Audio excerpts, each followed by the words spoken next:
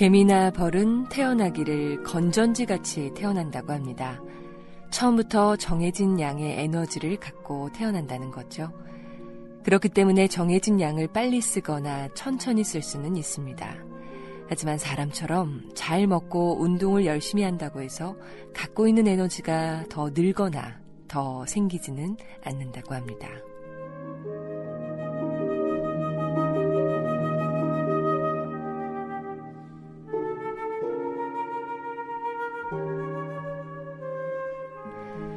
그러니 정해진 에너지가 아닌 정해지지 않은 모르는 에너지의 양을 가진 존재라는 건 오히려 큰 행복이 아닐까 싶습니다.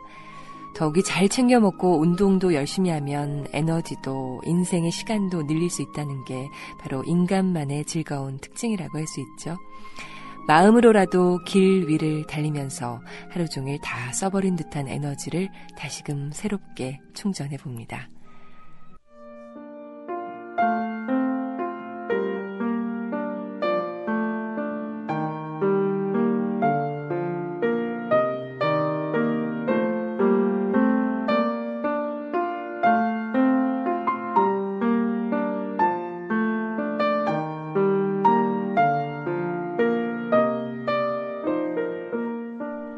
존 애킨슨 그림쇼는 1836년 9월 영국의 리즈에서 태어났습니다. 그의 아버지는 경찰관이었다가 그만두고 철도회사에 다녔죠. 애킨슨도 16살에 아버지가 다니는 회사에 취직을 했습니다. 그러나 그는 회사 일보다 그림에 관심이 더 많았습니다. 늘 화랑으로 그림을 보러 다녔고 혼자서 그림을 공부하거나 습작을 했습니다. 부모는 애킨슨의 그런 모습을 좋아하지 않았습니다. 어머니는 아들이 그린 그림을 아예 찢어 없앨 정도였죠. 하지만 애킨슨은 20대 초반에 사촌과 결혼을 합니다. 그리곤 이제 막 가장이 되었음에도 불구하고 다니던 철도회사를 그만둡니다. 전업화가로 그림에 전념하기 위해서였습니다. 행복하게도 그런 굳은 결의와 열의가 금세 빛을 발했습니다. 전업화가가 된 지 1년 만에 그는 전시회를 열게 됐죠. 그리고 몇 년 만에 대단한 부와 명성을 얻게 됩니다. 30대 중반에 고향인 리즈 근처에 17세기 영주의 대저택을 사서 이사할 정도였습니다. 40대부터는 특히 저녁의 석양빛과 밤과 달빛, 황금빛 불빛을 집중적으로 그렸습니다. 덕분에 그림에는 몽환적인 우수와 신비감이 더욱 짙어졌고 그에겐 달빛 화가란 별칭도 생겼습니다.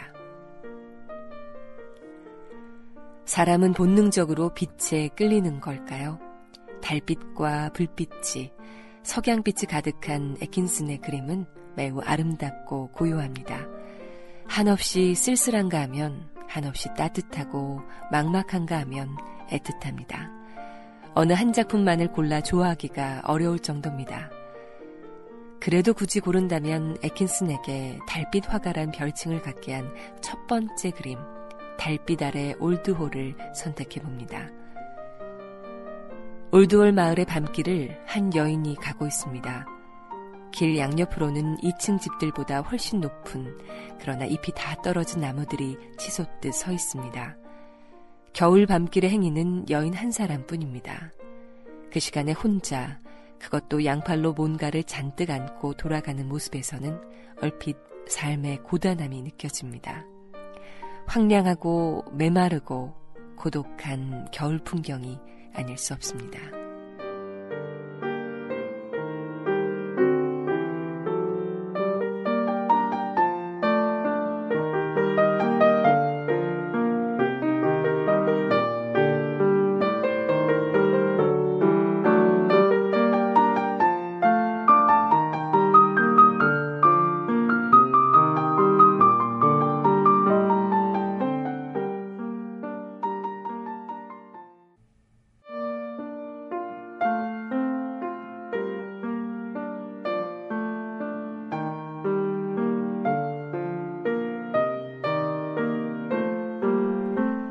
무엇보다 바로 옆에 2, 3층 집보다 높은 겨울나무와 여인의 키보다 훨씬 높은 담과 집들이 고단한 그녀에게는 허락되지 않는 현실적인 행복의 높이 같기도 합니다.